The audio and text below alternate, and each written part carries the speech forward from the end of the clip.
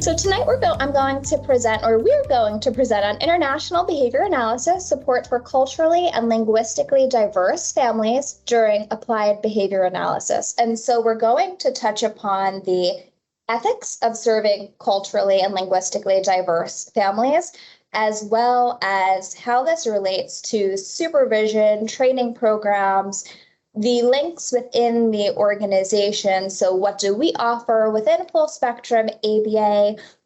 What opportunities do you all have to learn and grow, to serve different clients, to learn from each other, from the BCBA-Ds, from your leadership here in corporate, as well as out in the field, your clinical and regional directors.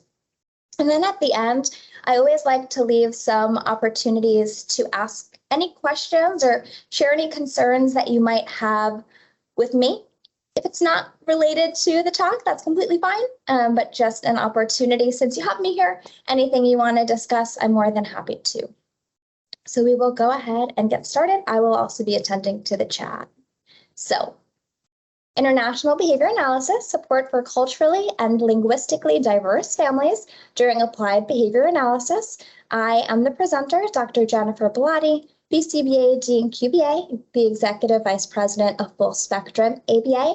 I will also have Erica Leiter, one of our autistic advocates and an RBT working with us here in Hillsborough, as well as doing some ABA internship hours here within the corporate team, the corporate office, and Adele Stilton in RBT out in the Central Florida area.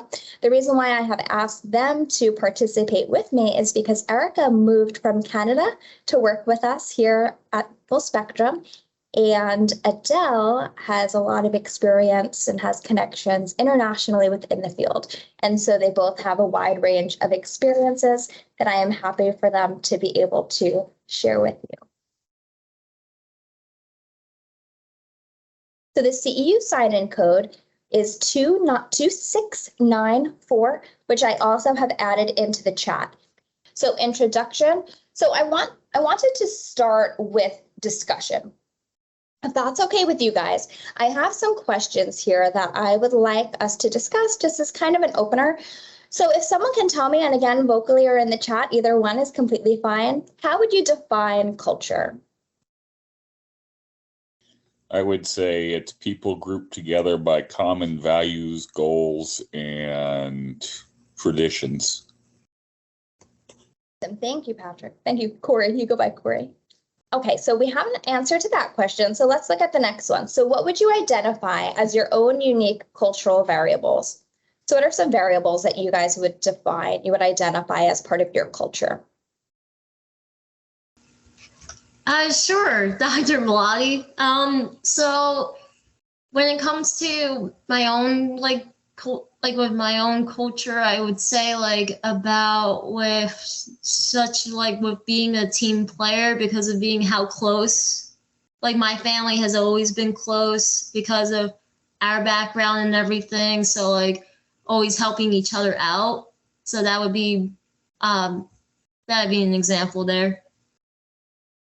Thank you, Michelle. And so your family, the relationships within your family unit, those have certainly impacted your culture. Absolutely. And so from your family, you have identified yourself as a helper, you are strong with collaboration, and those are some variables that you would include. Exactly. So the next question is, how many languages do you speak? And this is something that we're going to touch upon coming up too, as well as it's really great for the organization to know the languages that everyone speaks. And so about a year ago, and I have a link to show you all, we had put together a video for bilingual ABA identifying the languages that were spoken within the organization to best serve families who do have English as maybe a second language and speak another language as their primary. And so within the corporate team, we have multiple team members who speak Spanish as well as out in the field, because as you know, there's a pretty large Spanish-speaking population across the state of Florida. We also have many other languages that are spoken. So Italian, French, Arabic, Mandarin, just as some examples, and you'll see that video coming up. Thank you, Gemma. So you said you speak English and Spanish. Does anyone else who's currently in the meeting speak anything other than English? And Maria, you count. Or communicate with anything other, any other language than English. Alfonso, English, Italian, and Spanish. Awesome. English and Spanish. Polish. Awesome. And Maria, the reason why I called her out is because I know that she is very fluent with ASL. And so she'll take on a lot of our clients who do utilize that form of communication.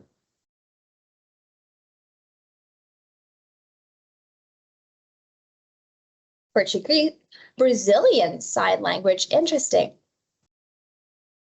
And my friend Delia, yeah, Romanian, English, Spanish, Italian, and French. All right, great. I appreciate you guys. So the next question is, have you ever provided services to an individual or a family that was a different race or ethnicity from you?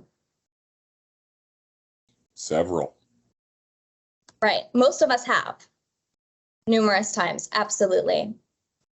And so then the next question is, have you ever experienced cultural barriers to treatment? And what are some other barriers that you've experienced? So what are some cultural barriers or any other barriers that you have experienced when delivering treatment ABA interventions? When I worked in North Dakota, I encountered people from the Native American reservation right in that area. And the biggest barrier to treatment was that they had an inherent mistrust of anything coming from white people. Interesting. I imagine that was quite the experience. I'm excited to learn a little bit more about that. It was interesting. Very cool. And then anyone else? So what have you learned from working with individuals from different cultural backgrounds? Are there any lessons that you've learned? Certain cultures don't prefer direct eye contact, and there's always that great debate of whether to teach kids to make eye contact. And some barriers are that certain cultures prefer to give gifts and food and are very giving while you're providing treatment in the home, and how to navigate not being able to say yes, but not offending them at the same time. Right. Absolutely. And I'm grateful that the BACB changed their ethics code there, because I agree. I had worked with families and certain cultures. They consider it to be very rude if they offer you a cup of coffee or something small and you have to turn it down, even if you do explain to them, and of course you always would, that it's part of our ethics code for our certification that we cannot accept anything. Thank you, Jackie. Yes, I really appreciate your share. You're welcome. Hey, Dr. Bellotti, I have an interesting point in regards to working with other cultures.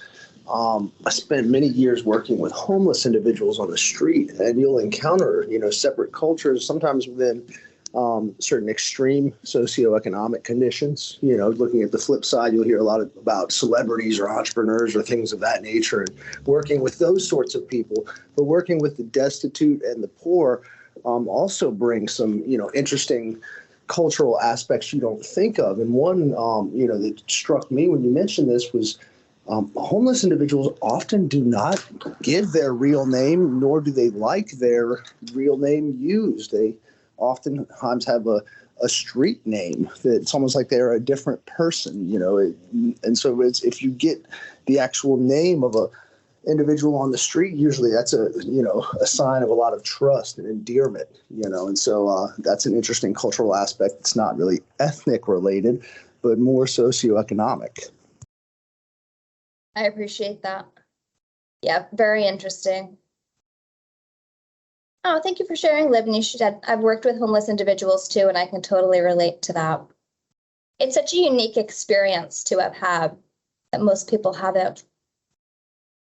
So next, have you ever experienced cultural barriers to treatment? So this one we went over. The next one is, what have you learned from working with individuals from different cultural backgrounds? And is it important to understand cultural variables? Why and why not? So do you all think it's important to understand cultural variables? I'm going to guess that the answer is yes. Yes, it's crucial. Thanks, Jackie. Yes, it is crucial. Absolutely.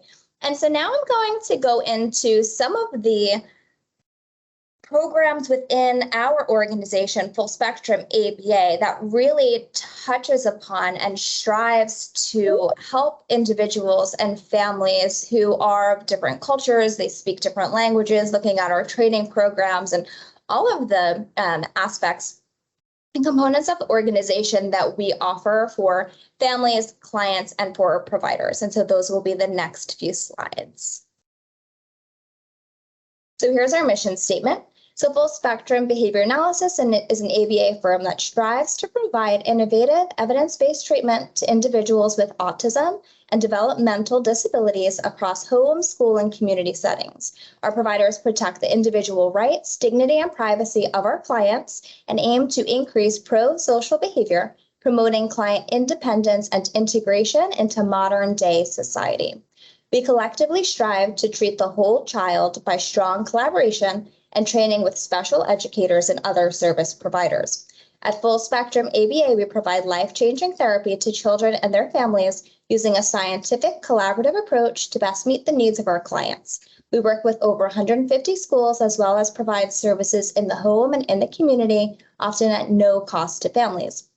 We also have providers who speak over 11 different languages, so we can serve all clients regardless of their cultural background. And so that language is in our mission statement because it is extremely important to us to be able to serve clients regardless of their cultural and linguistic backgrounds.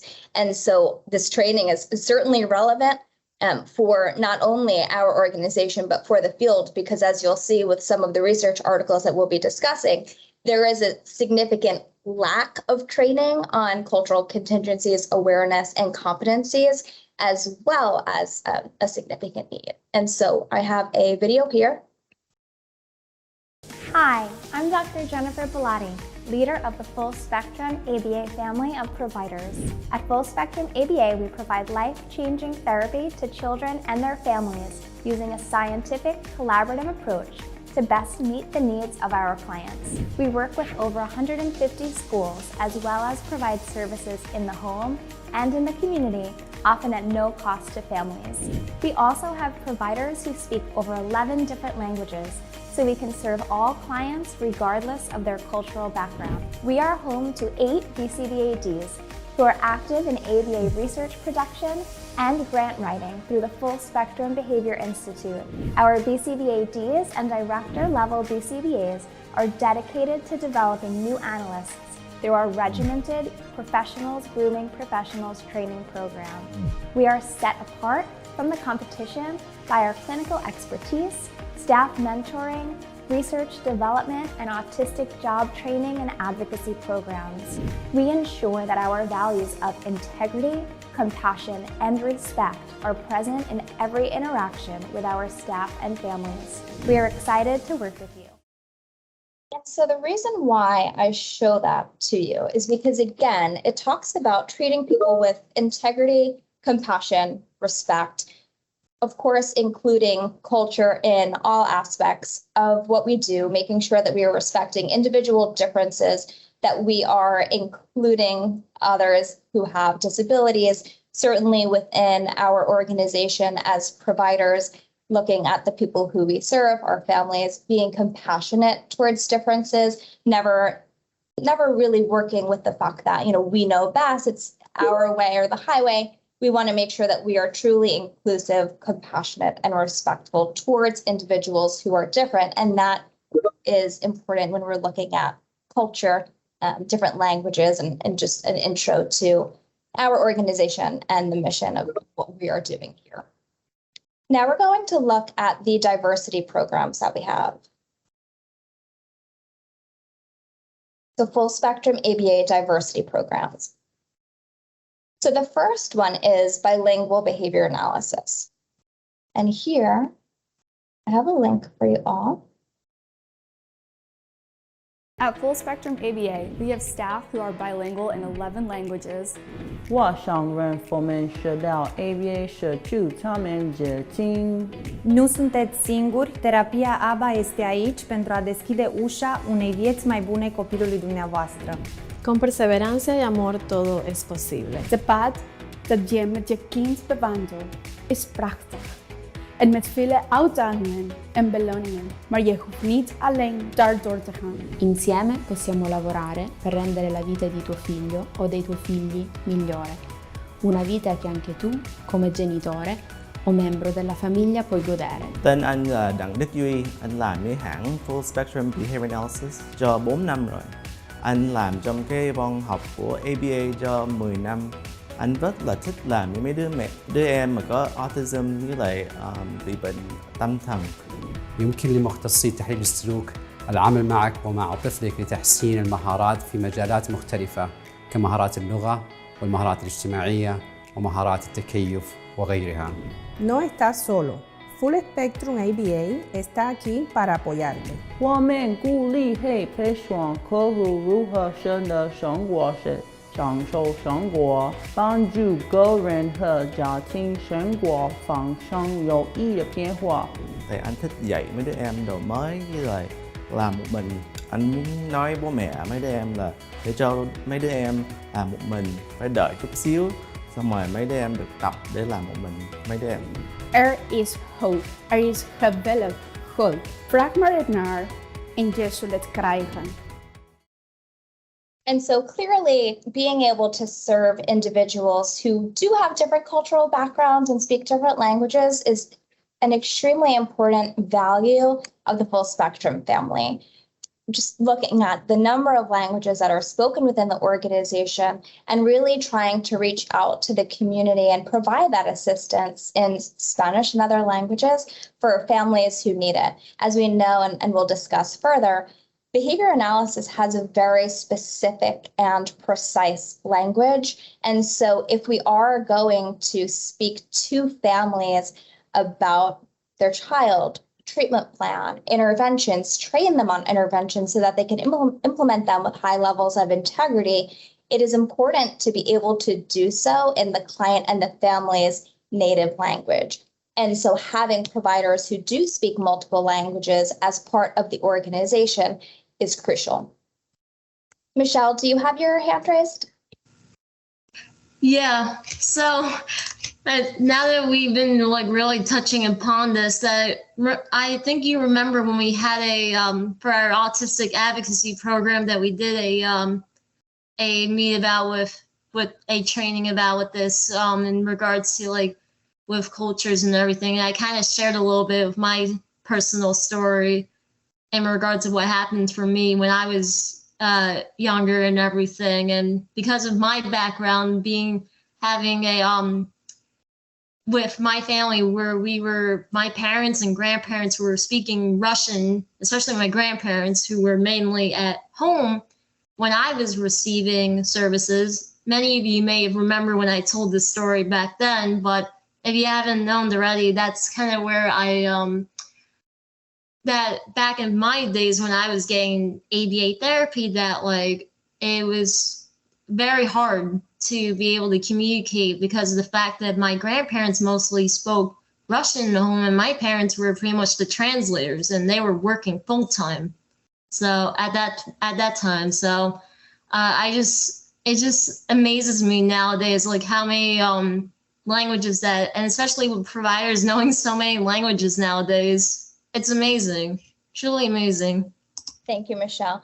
Yeah, it's really important. And I think we'll probably do another survey of the different languages that the providers speak within the organization, because it is important to know who speaks what, right? So that if we do have a family where their first language is Russian, and we need to be able to communicate with them, of course, if we have a provider or a few who do speak Russian within the organization, even if they're not necessarily the lead BA on the case, they can assist and provide those translation services with that understanding of ABA. It's very different than having a translator who is not knowledgeable in behavior analysis, because behavior analysis is such a unique field with, again, that technical language.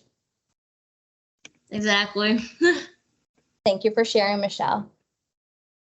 So next, when we're looking at cultural contingencies and languages and diversity within our organization, we, of course, as you all know, have the Autistic Advocacy Program. And so we hire individuals with disabilities, specifically individuals who are autistic, to work as part of our organization. Because, if we have an individual, Michelle and Erica, for example, who have received ABA therapy in the past and have a very unique understanding of autism and behavior analysis, to us, there isn't anyone better really to provide those services to a child with autism and to work with the family and provide really that level of support and serve as a role model to see that anything's possible, truly. As well, it's extremely beneficial for our providers to be able to learn from our autistic advocates. With the autistic advocacy forums that we put on almost pretty much once a month, we are able to have our autistic advocates present on multiple topics that they choose that they want to disseminate to the field and to our staff. And so here I have the pro ABA autistic staff. So we're serious about employing individuals with neurodiversity. We have 9 staff members at all provider levels and in our corporate office with autism or related disabilities. We've been hard at work using ABA to increase employment opportunities amongst adults with autism. And here I will share with you. I know with the ABA company I work with Full Spectrum ABA, lately we've been having discussion forums where the autistic providers actually work with Full Spectrum's providers, behavior analysts, RBTs, and we're actually like talking about so many skills that, when it comes to them approaching their autistic clients, because best way to learn is actually from people who are on the spectrum. Like that's how you're going to be able to provide like quality care and everything. It's not just like research and stuff. You need to like be out there and like listen to the voices. So there you can see Michelle talking about the benefits of learning from individuals with autism and specifically autistic BCBAs. And so if you haven't attended one of our autistic ABA provider forums yet, I certainly encourage you to do so. I'll also add with that, from the multicultural aspect, we do within our Bible-based ABA division, which again, that's all just pro bono stuff that we do. We have an autistic missionary who we actually support. Ron Sanderson is his name. You can look him up. He has a number of books that he has written. He also has, I think, 15,000 Bible verses memorized, like the book of Mark in English and in Greek. So he's really a phenomenal guy. And if you look at our NTICI app, which again is our neurodiverse training and creative industry, it's created by us in the marketing department. Antonio and I kind of came up with this whole vision.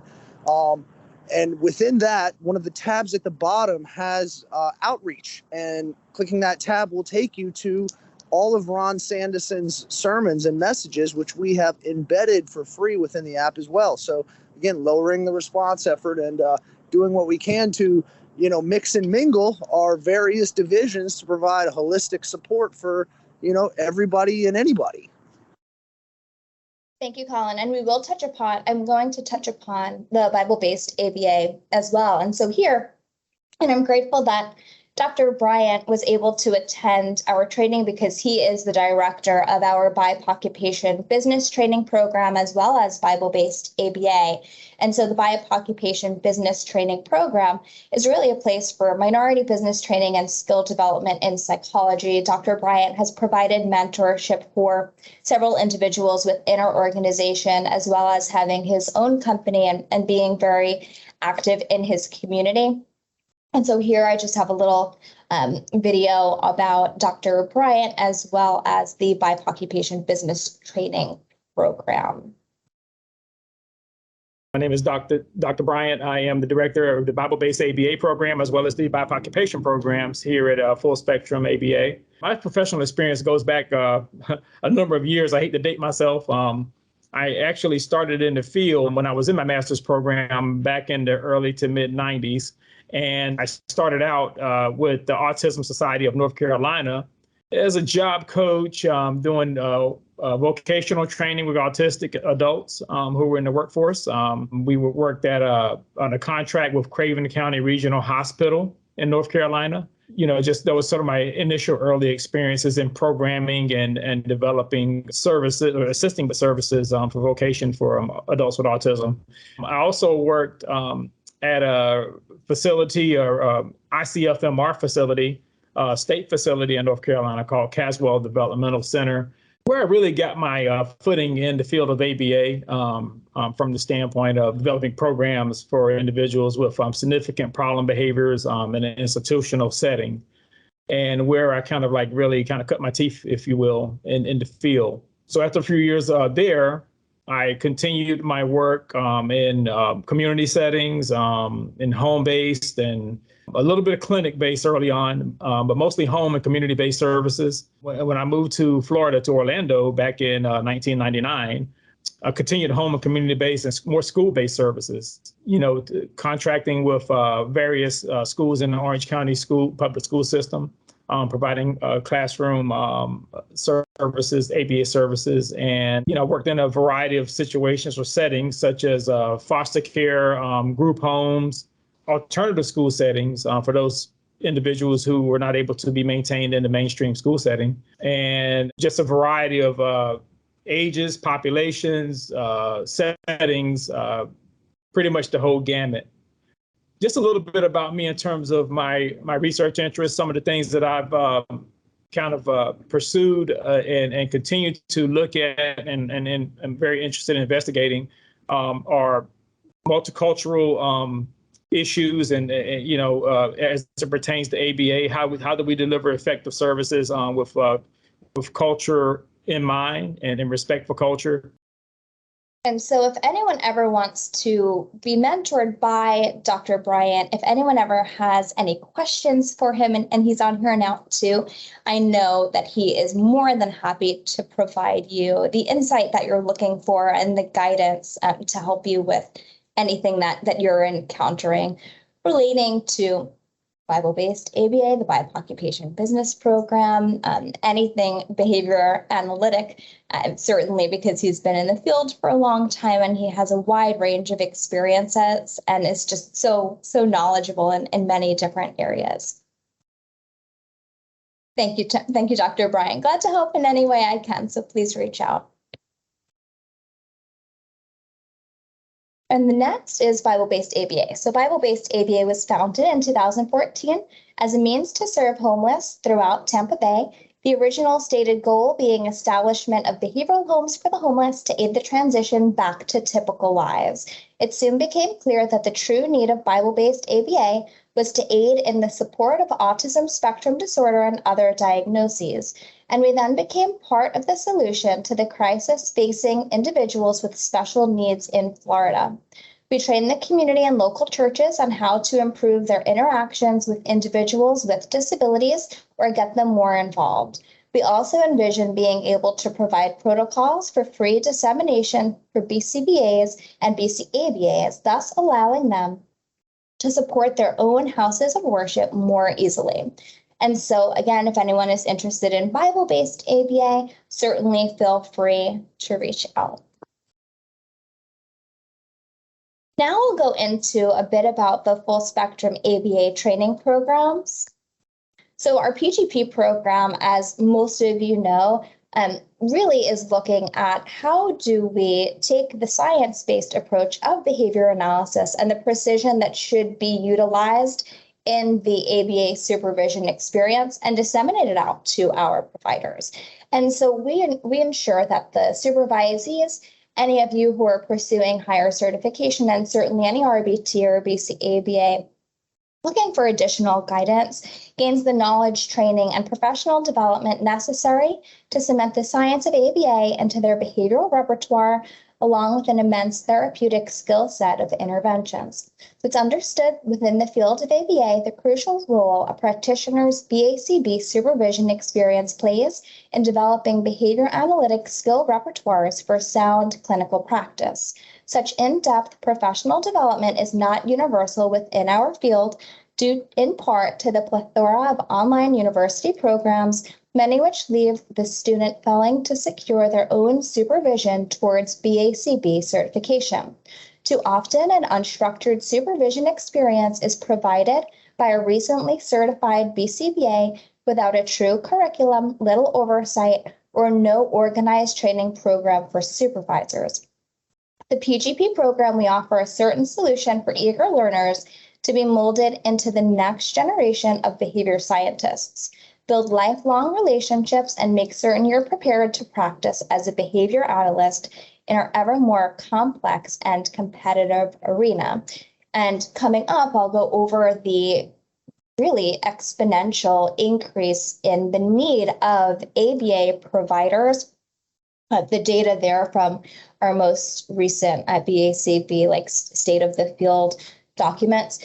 If any of you have any questions about our PGP program, about supervision, about getting unrestricted hours, even about coming into the corporate office to learn from us and do some internship hours, we are more than happy to provide the guidance that you're looking for in all items on the BACB task list, any areas of professional development, business training. You just let us know. With the number of BCBA-Ds who we have within our organization and the connections that we have in many different areas, we really can provide you the strongest supervision experience possible. And to the points that are here in terms of online programs, typically I have found that you learn the most by doing something and being out in the field, connecting with others. And so we are really happy and excited to help you in your supervision and your growth as a professional in ABA. Myself, certainly, I have 2 master's degrees and a PhD, and so I definitely have a passion for learning and really love to teach. Dr. Jessica Moore is in the corporate office as well as Colin Streetman, and we have 3 other behavior analysts, Mackenzie Burns, Alan Irwin, and Gabby Teneri, who are really happy to provide guidance in any area, even if it's test prep. So you just let us know, and certainly be sure to tap into the resources that are available for you. Yeah, and I'll just jump in there too. It's behavior analysis is such a relatively young field to be mainstream. And within this organization, not just the skill set of ABA, but there are so many gifts represented. And we've had a number of people who have been specifically mentored. I think Erica Leiter, she's in the office all the time, just soaking stuff up. And she is on her own, because when you're the sum total of the 5 people you spend the most time with. And when you spend time around, great people, you yourself begin to take on their character traits. And so that's why you want to surround yourself with the best people you can. Even in regards to like marketing and that, my specific skill set, nonprofit, we've got 2 nonprofits, and then we've got DBAs for those nonprofits that we are, active in supporting the community with. And those, finding somebody that knows their way around nonprofits is not, they don't grow on trees. So there's a lot of opportunity, even grant writing. I mean, the number of grants that we've put out of this organization and the number of grants that we've won is, it's astounding. So again, it's all right there. The company is paid for, I think, 7 or 8 different people to take grant writing course, certificate course through St. Leo, where they were able to get certified in grant writing. We actually had a professor who taught specifically our group, and that was it. It was our 8 people that we put through, got a one-on-one training with the people from St. Leo. We've flown a coalition of behavior analysts out to the Philippines in Manila for the first international conference on applied behavior analysis in the Philippines. We are active and that was back in 2018. So this is old hat for us. We're doing everything we can to help this industry, but also to take care of the need that's before us, because it's gargantuan. So come alongside. We will train you and develop you. Yes, we will, and we'll be excited to do it too. And I was one of the lucky analysts who was able to attend the micro-credential for grant writing through St. Leo, and it was a wonderful experience. I actually was looking through some of the grant proposals that we had written earlier today in preparation of this training, and had sent it over to Alan and Dr. Moore, so that as we continue to work on projects, a lot of what we do as professionals is kind of expanding on things that we've already done. So if you do a training, if you write a paper, if you submit another proposal, you can take bits and pieces of work that you've done previously. And so that's kind of the goal. Something that we're working on doing coming up is functional analyses trainings. Dr. Carrie Frymouth put a training on about functional analyses last month, and it was really well received. It was a phenomenal training, maybe the best one that we've had yet. And so we are excited to continue to train providers on how to conduct functional analyses out in the field with support from Dr. Frymouth, with support from Dr. Moore. Alan Irwin has also conducted multiple functional analyses. And that's the functional analysis is the gold standard of assessment within our field. And again, tapping into our resources that we have in the company, if we have these resources available and we know that behavioral analysis is a relatively newer field with exponential growth, a lot of online programs, which I'm not knocking, but you don't necessarily get the same experience as if you were on ground. And most people are not trained in functional analyses. As you'll see, most people aren't trained on cultural contingencies, and to the point where they can be culturally competent, specifically with multiple different cultures. And so how do we utilize the resources that we have within our organization to best meet all of your needs? That's always our goal. And Dr. Bryan said, wish you guys were around when I first started. Me too, that would have been fun. So I'm gonna show you another video on the PGP program. And so I'll share that screen. At Full Spectrum ABA, we provide first-class training led by our team of experts in the field of ABA. We're one big family, and our belief and structure for staff can be summed up in one word: CARES. C, career advancement. Rapidly accelerate your development and earnings. A, allies in training. Develop friendships while you learn. R, remuneration. Excellent pay and benefits. Free CEUs taught by our BCBA-Ds each month. E, experts in ABA. Work alongside BCBA-Ds and learn while you earn. S, superior supervision. Our PGP supervision program ensures staff grow and get trained from our best BCBAs and BCBA-Ds. Full Spectrum ABA cares. And so just a little bit about our philosophy in terms of training. And I also have a link here that shows our PGP program Facebook page. I don't know if many of you have explored the Facebook pages that we have, but we often will post different clips of videos of our trainings. If we see some research or an update come out from maybe the BACB or from BABA, we put some information out on there when Colin and I had gone up to Tallahassee to advocate for our field. That went up. And so you might want to just, if you're on Facebook, give it a glance, but I'll show you that real quickly. So this is our PGP supervision page on Facebook. And so you can see here we have the ABAI statement on contingent electric skin shock. We have some clips of videos here, myself and Michelle Vinokurov, Dr. Bryant's video. And so you could just give it a glance and just keep up to date with the different developments that we have. And then I'm going to show you some PGP program success stories. Hi, I'm Melissa Romano. I'm a BCBA with Full Spectrum ABA. I started with Full Spectrum as a behavior tech, And through the company and all of the assistants, I moved up to an RBT, a BCABA, and now I'm a BCBA. I think I had a great experience for supervision. I officially had supervision with one BCBA, but I was really getting supervision by multiple BCBAs, BCBA-Ds. There was a lot of collaboration and guidance through the company. I feel like I make a difference at work. I know the teachers when I'm working there thank us for the help that we're providing to them. You see a difference in the children when we're providing services and how they're acting when we're not providing that one-on-one assistance with them. I definitely leave work every day feeling like I've made a difference. And Melissa Romano is now clinical director with us. Hi, my name is Maria Potdar. I'm an RBT at Full Spectrum Behavior Analysis. I've been at Full Spectrum for about 2 years, and what drew me was a BCBA named Jen Stitch. She saw me work with the clients and she said, "Oh my gosh, Maria, you should become an RBT. What are you doing here?"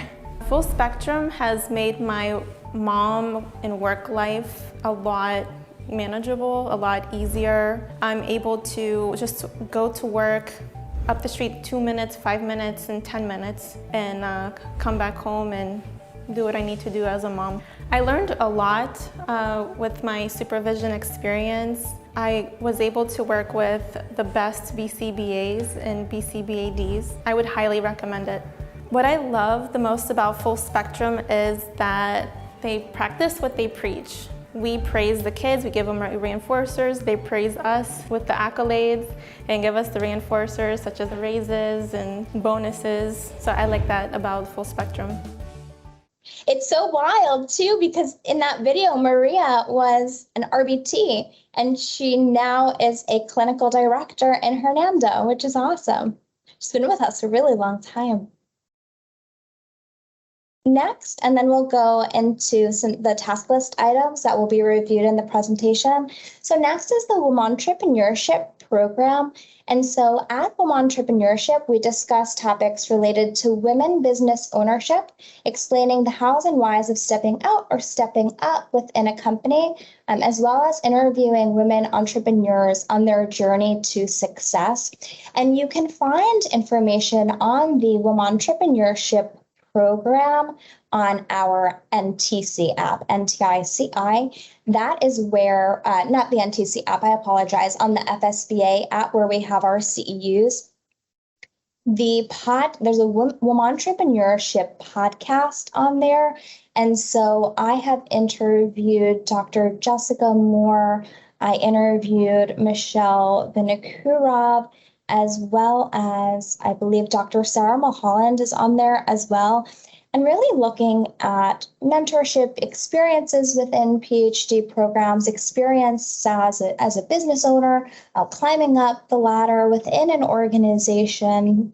And in this program, we're really happy to provide guidance to any woman who is interested in moving up within our organization, pursuing a PhD, looking at business ownership, any guidance that you want. It's really looking at giving that, providing motivation, helping with success for women, especially since our field is 80 to 90% women. And so we are really happy to provide any guidance to all of you that you're looking for. So the task list items that we are going to review this evening are, so E2, responsibility as a professional, E3, responsibility in practice, E4, responsibility to clients and stakeholders, E5, responsibility to supervisees and trainees, H3, recommend intervention goals and strategies based on such factors as client preferences, supporting environments, risks, constraints, and social validity. H3, recommend intervention goals and strategies based on such factors as client preferences, supporting environments, risks, constraints, and social validity. I2, establish clear performance expectations for the supervisor and supervisee. I4, train personnel to competently perform assessment and intervention procedures. Next, we're going to go over the ethical code items that we will review during the next few slides of the presentation. So the ethics code for behavior analysts. So the core principles, so 4 foundational principles which all behavior analysts should strive to embody, serve as a framework for the ethics standards. Behavior analysts should use these principles to interpret and apply the standards in the code. The 4 core principles are that behavior analysts should benefit others, treat others with compassion, dignity, and respect, very closely linked with our mission within Full Spectrum, behave with integrity, and ensure their own competence. And I have those 2 items underlined and bolded because to me, they directly relate to culture, making sure that we are treating everyone with compassion, dignity, and respect, and that we are competent in all areas that we are working. Behavior analysts behave toward others with compassion, dignity, and respect by treating others equitably, regardless of factors such as age, disability, ethnicity, gender, expression and identity, immigration status, marital relationship status, national origin, race, religion, sexual orientation, socioeconomic status, or any other basis prescribed by law. Behavior analysts ensure their competence by working to continually increase their knowledge and skills related to cultural responsiveness and service delivery to diverse groups. Standards must be applied to a situation using a functional, contextualized approach that accounts for factors relevant to that situation, such as variables related to diversity and possible imbalances of power. We also are responsible to engage in ethical decision-making. And so step 1 is to clearly define the issue and consider potential risk of harm to relevant individuals, identify all relevant individuals, gather relevant supporting documentation, and follow up on secondhand information to confirm that there is an actual ethical concern. Consider your personal learning history and biases in the context of the relevant individuals. Identify the relevant core principles and code standards, consult available resources, develop several possible actions to reduce or remove risk of harm, prioritizing the best interests of clients in accordance with the code and applicable laws. We also must critically evaluate each possible action by considering its alignment with the letter and spirit of the code, its potential impact on the client and stakeholders, the likelihood of it immediately resolving the ethical concern, as well as variables such as client preference, social acceptability, degree of restrictiveness, and likelihood of maintenance. We select the action that seems most likely to resolve the specific ethical concern and reduce the likelihood of similar issues arising in the future. Take the selected action in collaboration with relevant individuals affected by the issue and document specific actions taken, agreed upon steps, names of relevant individuals, and due dates. Evaluate the outcomes to ensure that the action successfully addressed the issue. And if any of you encounter or have an ethical question, a concern, we do have ethics at Full Spectrum ABA. That is the email address for any ethical questions or concerns. So you would send an email to that account, and then we would make sure that it is addressed certainly within 24 hours. But that way, there's always someone who you can go to. Of course, you can also go to any leader within the organization. So certainly myself, your clinical directors, regional directors, the clinical services coordinators, Mackenzie Burns, the director of clinical services, Dr. Moore, Colin, anyone there. There are certainly lots of people who can help you with any ethical question or concern that might come up. I also have in here the RBT ethics code because RBTs do have their own unique ethics code. And if you were to use this link that's at the bottom of the slide, that will bring you directly to the PDF. I have also included it in the chat, and I know that not everyone had access to it, so I'm going to reattach all documents at the end of the presentation. That way you all have everything you need. So the RBT Ethics Code is enforced under the BACB's Code Enforcement Procedures. All RBT applicants and RBTs must agree to follow this code and all BACB requirements for RBTs. Lack of awareness or misunderstanding of the standards in this code is not an excuse for failing to comply with them. RBTs must also follow the applicable laws and requirements of other relevant entities. RBTs must be familiar with the 4 core principles that are the foundation of the RBT Ethics Code and the Ethics Code for Behavior Analysts. Those principles are that RBTs benefit others, treat others with compassion, dignity, and respect, behave with integrity, and ensure their own competence. And then the items in the RBT Ethics Code that will be addressed this evening are 1.07. RBTs work directly with their supervisor to ensure that they are culturally responsive in their work. They actively work to evaluate their own biases and ability to work with individuals with diverse needs and backgrounds and obtain any needed training in these areas under the direction of their supervisor. 1.08, RBTs do not harass or discriminate against others. They behave towards others in an equitable and inclusive manner regardless of age, disability, ethnicity, gender expression identity, immigration status, marital relationship status, national origin, race, religion, sexual orientation, socioeconomic status, or any other basis prescribed by law.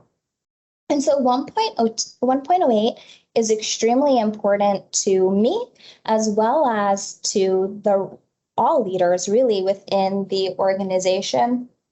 We want to make sure that we are truly treating each other with compassion, kindness, and respect. If you ever feel that you are being treated inappropriately, I really do request and encourage you to bring that concern directly to my attention so that it can be addressed very quickly. 1.09, RBTs are aware that their personal biases or challenges may impact their ability to effectively carry out their behavior technician services. If their biases or challenges may impact services, they take steps to resolve the issue and document these actions. And so you would document them, send that to us as well as to the BACB. Does anyone have any questions before we go into racial and ethnic disparities regarding the ethics code and task list items and responsibilities as an analyst or an RBT or ethics within our organization? I just noticed from reading the articles that were provided that there's a mention of there being a lack of addressing ethics in the code or addressing diversity in the code. And my personal outlook on that is that it's addressed under social validity. Yes, and some of the articles were written and published prior to the changes in the ethics code. So prior to 2020 and 2021. And so I think the BACB had identified some weaknesses in the previous codes and worked to at least make some modifications and updates, which is certainly appreciated. I agree. And it's really important that you all know who to reach out to in the event that you do have an ethical question or a concern. And so I really appreciate the participation here. So ethics@fullspectrumaba.com. Certainly you can reach out to me. You can reach out to Dr. Moore, clinical or regional director, in the event that you don't get a satisfactory response. If you feel that it's unsatisfactory, then you can continue to go up the communication and leadership hierarchy. All right, thank you guys. Okay, so racial and ethnic disparities in ASD. So there are significant racial and ethnic disparities in the recognition of autism. Children who are Black, Hispanic, or of another race, ethnicity are less likely than white children to have a documented ASD diagnosis, regardless of meeting diagnostic criteria. Hispanic children are 65% less likely, and Black children are 19% less likely than white children to be diagnosed with autism. Barriers to diagnosis may include stigma, lack of access to healthcare services due to non-citizenship or low income, and speaking a non-English primary language. Additionally, subtle communication delays may be undetected or presumed unremarkable by parents of minority toddlers, leading to diagnosis and intervention services only being sought out for more significant delays. And so as they talk about diagnoses here, and particularly limited access to healthcare services and low income, I do want to let you all know, as Colin had mentioned previously, in connection with our organization and one of our branches is the A. Wood Foundation, which is a nonprofit branch that really focuses on increasing access to services and diagnoses for individuals. So we can help families to connect with related service providers if needed. And we also have Dr. Danielle Cimarelli, who conducts comprehensive diagnostic evaluations for children. Once the CDE is completed, they are free to work with any ABA company that they choose. They are not restricted to working with full spectrum ABA at all. Really, the goal here is to increase access to comprehensive diagnostic evaluations and provide them at a low cost to families, because we know that wait lists for these CDEs can be incredibly long, and sometimes up to 2 years. And so we really wanted to increase access to CDEs to help families to get services much more quickly. The educational difficulties. Individuals with autism and related disabilities also face several issues within their educational systems, including Baker Acts, suspensions, and being expelled from school. Children are Baker Acted 7,260 times a year in Florida, just at schools alone, with children with ASD accounting for a significant number of these cases. Additionally, formal expulsions from school occur disproportionately among children and adolescents with special education needs and/or a disability. It is likely that ethnic racial minority students with undiagnosed autism, in particular those who engage in disruptive classroom behavior such as property destruction, yelling, or elopement, may be at a higher likelihood of facing disciplinary action at school, which may further compound familial stressors. Now we're just going to take a look at some census data to have an understanding of where the population within the United States currently looks like.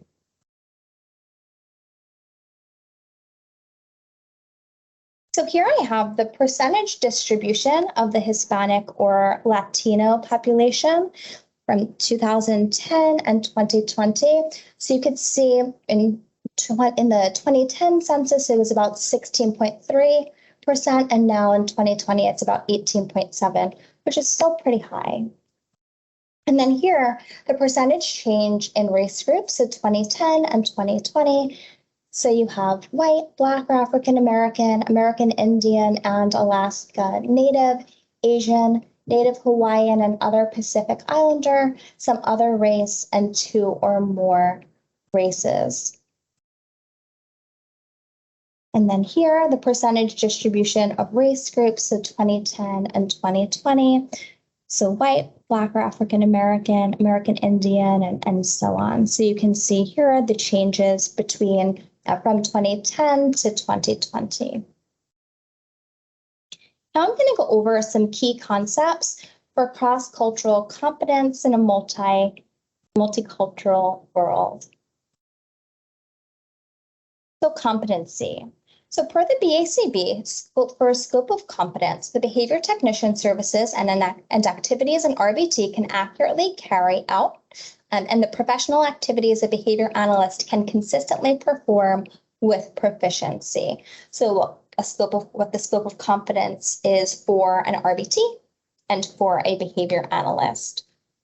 So now if we look at diversity, diversity relates to various demographic variables, including a person's race, ethnicity, age, generation, education, socioeconomic status, religion or spiritual beliefs, language, nationality, geographic location, disability, gender identity, and sexual orientation.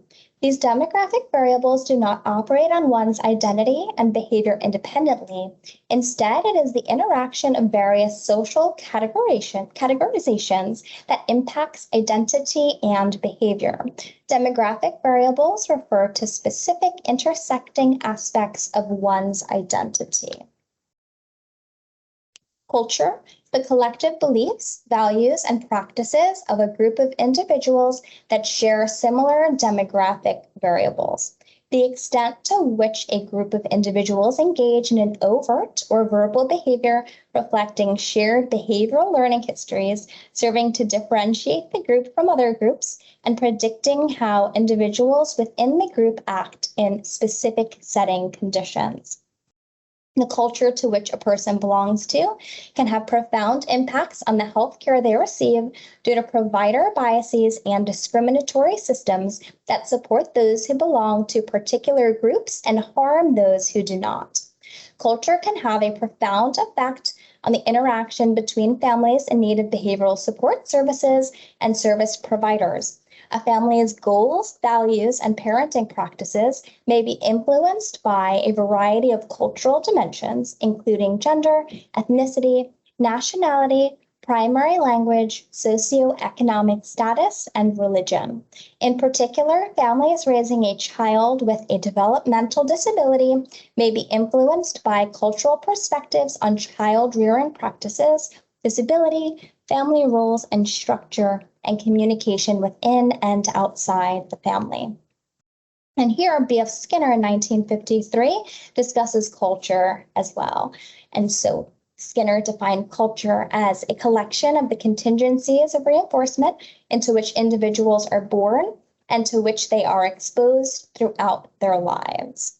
What a man eats and drinks and how he does so, what sorts of sexual behavior he engages in, how he builds a house or draws a picture or rows a boat, what subjects he talks about or remains silent about, what music he makes, what kinds of personal relationships he enters into, and what kinds he avoids, all depend in part upon the practices of the group of which he is a member.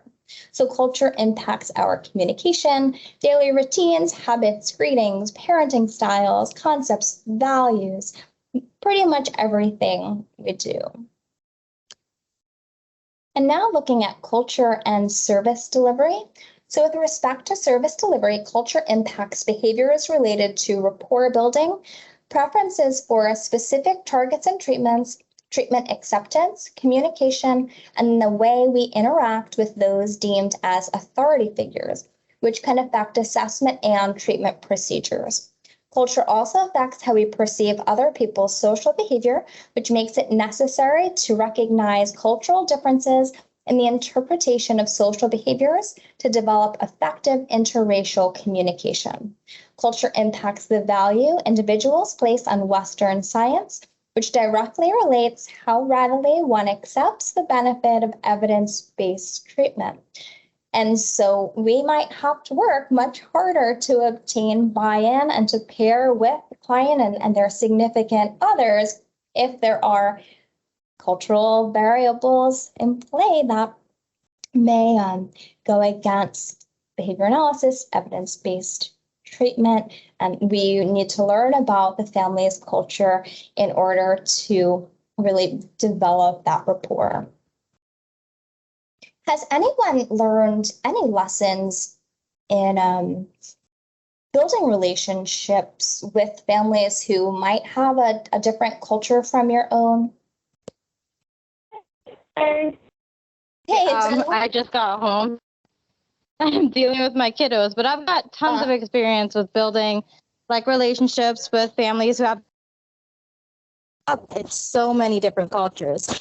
And then I worked in Alaska as a behavioral specialist for like Native Americans. And so that was definitely an experience on its own. But you learn to like be respectful of their cultures and learn from them just as much as they like learn from you, which is really awesome. Absolutely. Thank you for sharing, Adele. So why is cross-cultural competence important? The practice of ABA internationally and disseminating information has become increasingly important. The only way we can as a community do this is by developing cross-cultural competence so that our field may expand and our services can reach a greater number of individuals. Not only that, but also so that we may provide effective services to diverse clientele. It is not merely about learning one's culture that is different from your own and believing you now have a cross-cultural competence.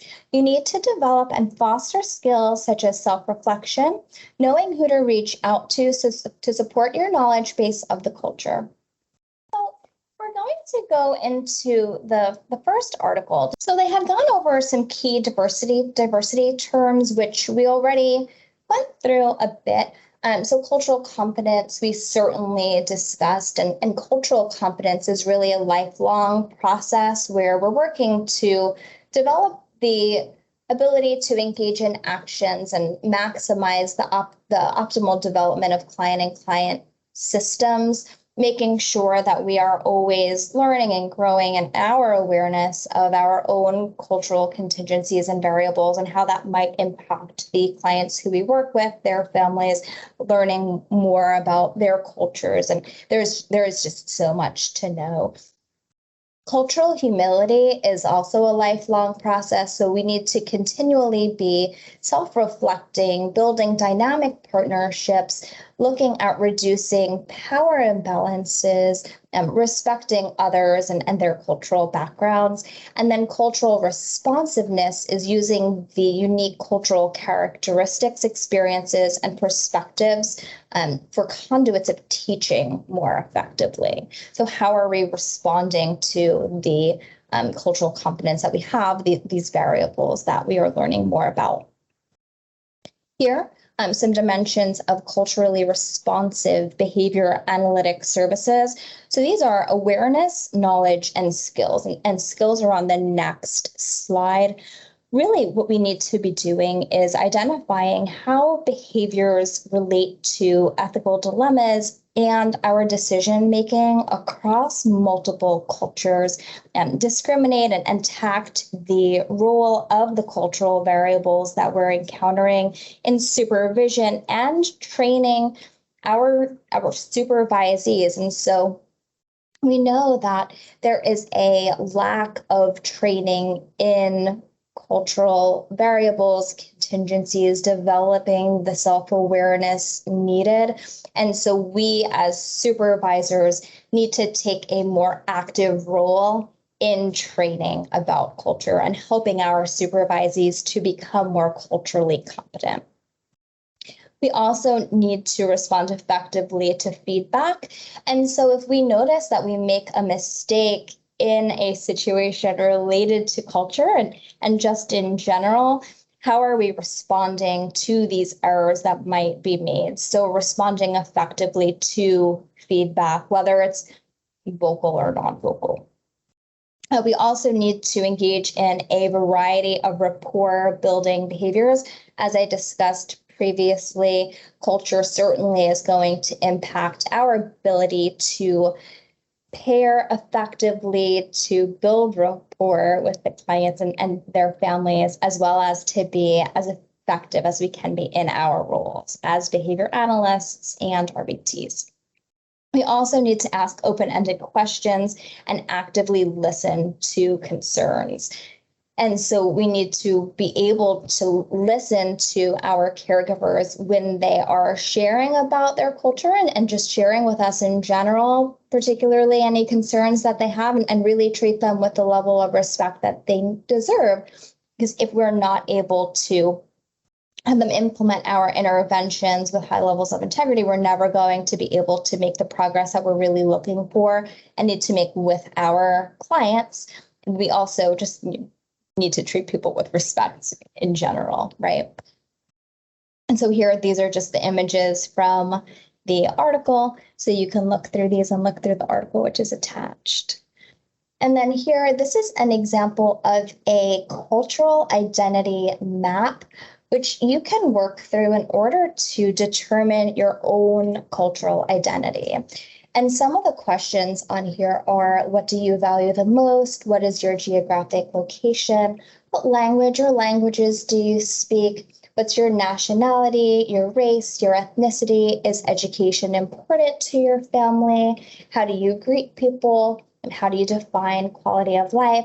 And lots of questions here to identify your own cultural variables and how they might impact others, because awareness is the first step in becoming culturally competent.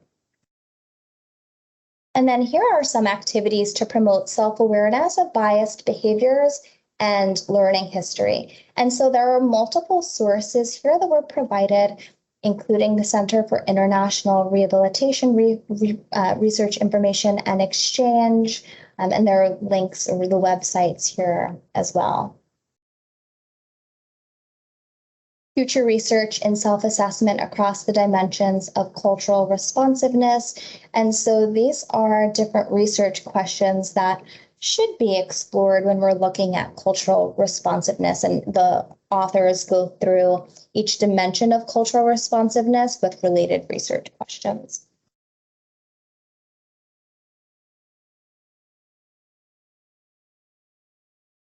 These are a bunch of questions, and so skills related to employees at a service agency, identifying and mitigating challenges related to individuals who report low values of diversity. I'm looking at how do we identify best methods to deliver effective feedback to supervisees and or employees regarding microaggressions and biases. So looking at culture not only from an individual perspective and in our work with clients, but also what are we doing as an organization to increase cultural competency and responsiveness across the organization. And as you can see, we have several different programs that really help to target cultural competence.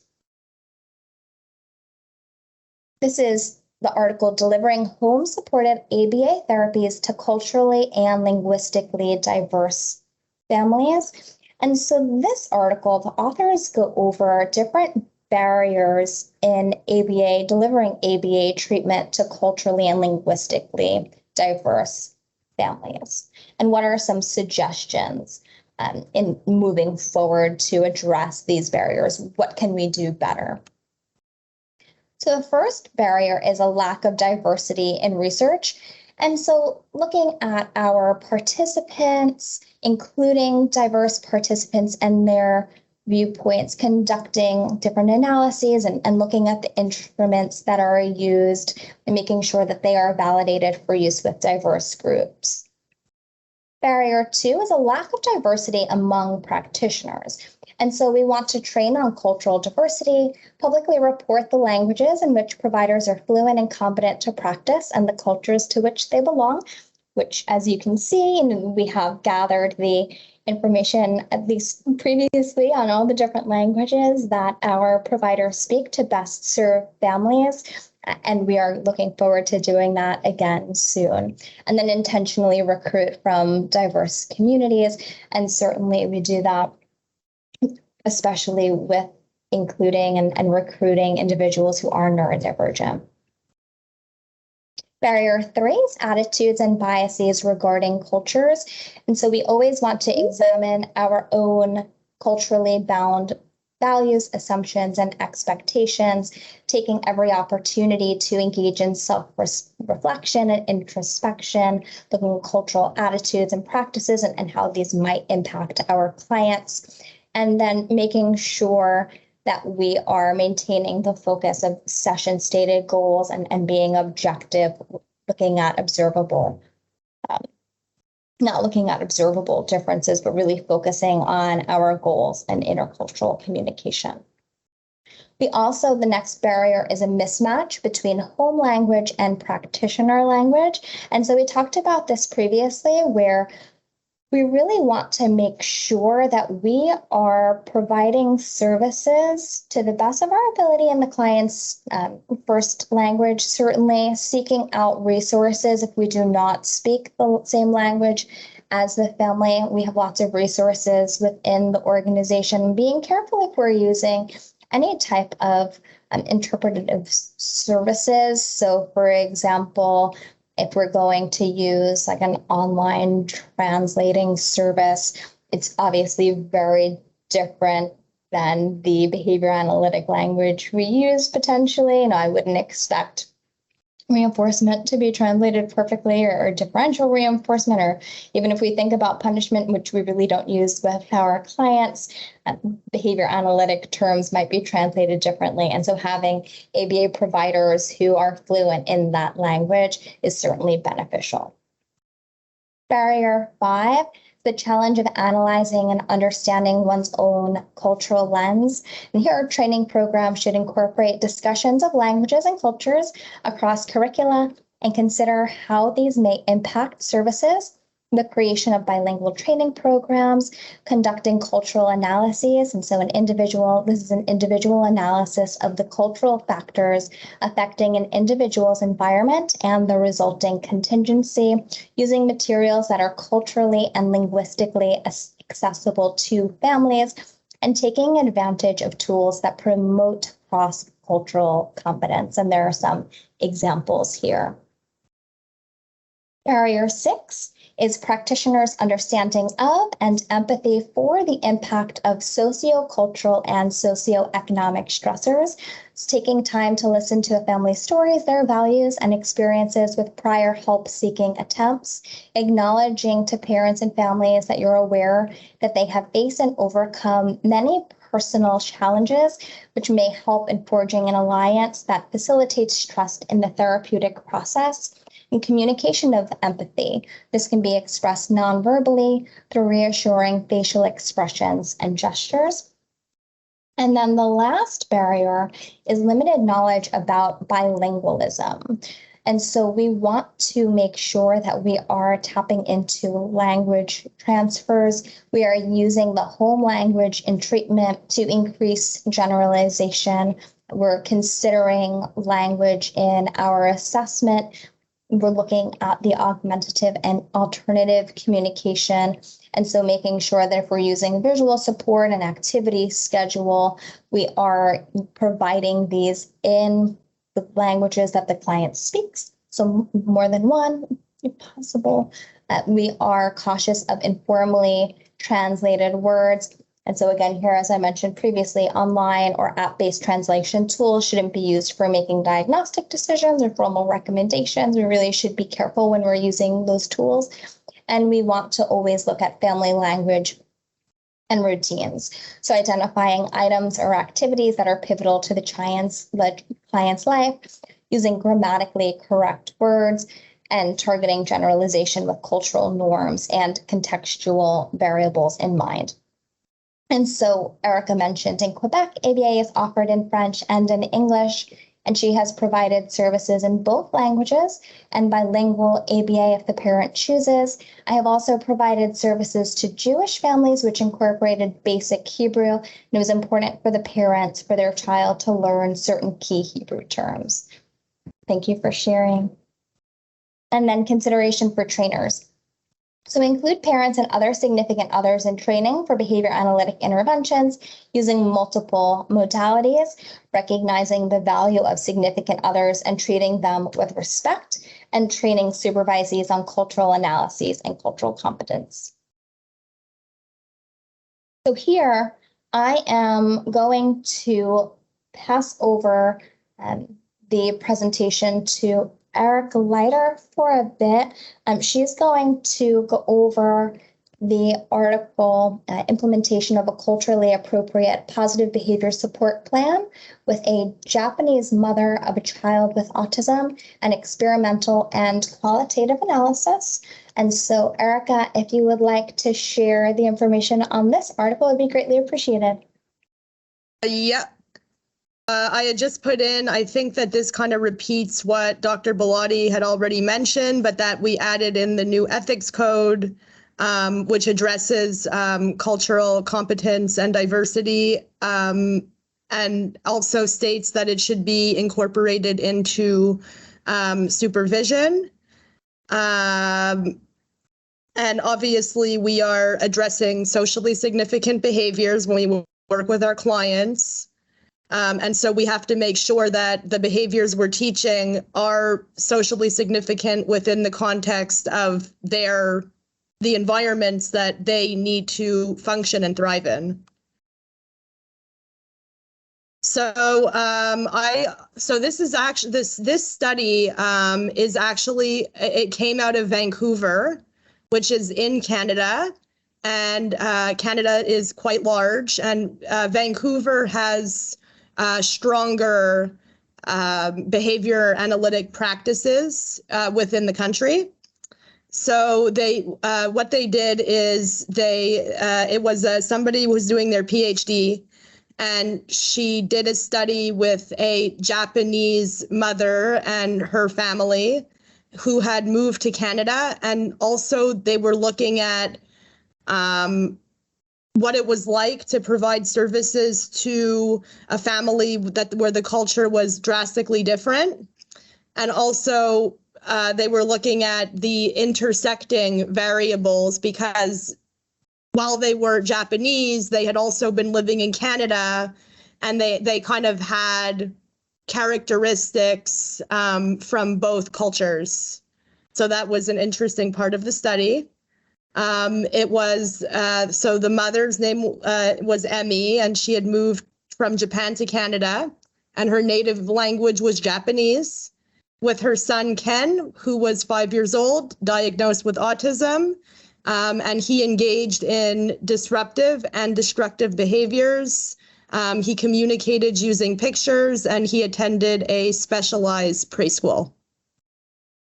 So in the study, the dependent variables were the problem behaviors that we mentioned previously, the successful completion of dinner routine. And the thing with the dinner routine is it was created in collaboration with the mother, and they had to work it out so that it would fit within the context of her family and her culture and what she would be comfortable with. And that was a huge part of the study, that collaborative piece, that respect, and really including the family, or especially the mother, in the process, and not be coming in as being the expert with an egocentric attitude. They looked at the latency to the termination or completion of the routine, which was recorded in minutes. So like they had criteria, and this was part of it too. They had criteria where, let's say, for instance, the mother would get uncomfortable with certain behavior. At that point, they would terminate the routine. Which was important for getting the mom on board and for building rapport and getting buy-in. Emmy's use of behavior strategies, which they used partial interval recording, and they used as well a specialized assessment tool to gauge the fit of the culturally appropriate positive behavior support plan. And they also measured the social validity of the procedures that were used in the study. So the independent variables were the PBS plan itself, which was implemented by the mother, And what that consisted of, and this goes with what positive behavior support essentially is so it was a series of setting event, antecedent, teaching, and consequence strategies, which were aimed at making the problem behavior ineffective, irrelevant, and inefficient at achieving their goal. And at the same time, they taught appropriate replacement behavior that could effectively achieve the same goal. So then we had the inter-observer agreement. So they assessed it in 33% of the observation sessions. And so that's strong because the ideal is anywhere between 25 and 33%. The author does not specify which type of IOA was used. The mean and range are also not provided, so that does make it more difficulty to assess the usefulness of the IOA, the inter-observer agreement. So it does lack some basic measures of variability. So this you can maybe look in more detail if you want to see, what they did. This is the different specific strategies that they use, like, for example, limiting the child's grazing habits, like snacking, so that he'd be hungry for the dinner. And the way that they arranged the environment. So, like, for example, they would put smaller portions on his plate, and then they gradually increased it as he had success. And then they used teaching strategies. So he did well with the visual schedule. So these are just some examples of what they used. And then they used consequence strategies. So, and this, I think I'll talk about it a bit later, but there was some challenges with, for instance, using praise, and that had to do with cultural differences. So we'll talk about that. So the behavior principle, I think I already just said this pretty much. So you can go on the next slide. So then we have the quantitative results, the graph. So this was a withdrawal design. So they withdrew the intervention to see if it was effective, and based on the graph, you can see that it has experimental control, because when they withdraw the intervention, you see that it goes down from baseline. So yeah, that's just to show. And then this one was the percentage of steps completed and the minutes to termination of the routine. So it's just another graph basically showing the out of the 7 steps, how many of them got completed, and then if it ever needed to get terminated, like one example was like if he took his clothes off, that was grounds for terminating the routine. So then we have the qualitative design measures and the results. So the qualitative measures that they used in this study, which this relates back to culture, developing cultural competence, and it's they used a family structure, values, and perception. They interviewed Emmy about her perspective on the plan twice within the this research. And also the interventionist perspective as well. And the interventionist kept a journal. And that goes back to the other articles that Dr. Bellotti was talking about, because she self-reflected by keeping this journal, and had mentioned, like in her journals, had mentioned it wasn't easy, because imagine you come in you're an interventionist, and you're doing your research, and you don't even speak the language. You don't like the family's interacting, and you're trying to put together this dinner routine, and they're speaking Japanese, and you don't even know what they're saying. One advantage is that the second researcher, who was the PhD supervisor on this study, he knew Japanese, and he was familiar with Japanese culture, and he served as the cultural interpreter and translator on the study. And that was key, and that was important. So they did those semi-structured interviews and the written journal. So within the study, because the researcher was able to develop her cross-cultural competence a little bit and have that interpreter, and she had mentioned that it was one of the key things was really building rapport with the family. And Emmy did express in the qualitative results that her values reflected both Japanese and Canadian culture. She had mentioned that she really values education, and she felt that Ken could function better in Canada because actually in Japan, autism, according to this study, is more stigmatized, which is also something to keep in mind when you're working with family and in terms of, how they might feel about having a kid on the spectrum, which could be shaped by their culture as well. And so Emmy was the primary caregiver, and her husband is the one who did the financials. And she reported that one stressful thing for her was feeling like she was raising the kids alone. So Emmy evaluated the positive behavior support plan, and she stated that the dinner routine would have been acceptable in Japan. So that shows that the researcher did an excellent job catering the program to meet the needs of the family.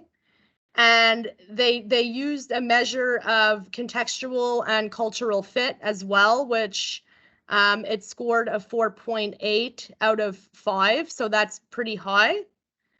The interventionist perspective, so I think I already said it a little bit, but it was the hardest things, and the three key themes were building and maintaining rapport, obtaining guidance from a cultural interpreter, and recognizing and accommodating a cross-cultural belief system. These were really important to the success of this program. And then I just wanted to go over the limitations because, it's kind of important. So one of the things that they had mentioned is that as effective as it wasn't efficient. So that's something to keep in mind. It was 6.7 hours of parent training across 12 weeks and 18 sessions. The second author in the study, as I already told you, he had knowledge of the culture, so they had that advantage, and you don't always have that. So it might limit the generalizability of outside the study. They had mentioned that it wasn't difficult to find reading and research on Japanese culture that was easy to understand, and that's not always the case for all cultures. The withdrawal design, while it showed experimental control, it didn't compare a positive behavior support plan informed by cultural assessment with one that's not informed by cultural assessment. So if they had done that, it would have been a stronger research design. And of course, as we all know, single case studies limit the external validity of findings because it's only one client, and it's harder to say that it would work with multiple clients. Emmy and the researcher, okay, so this was another thing, that they formed a partnership, which ended up being very, very beneficial, but it could have led as well to bias of the results of the semi-structured interview where she rated the cultural fit of the program. And it also, this partnership can also impact the interventionist journal. But I would also say that it shows the importance of forming that partnership. Follow-up data was collected 3 weeks post-intervention.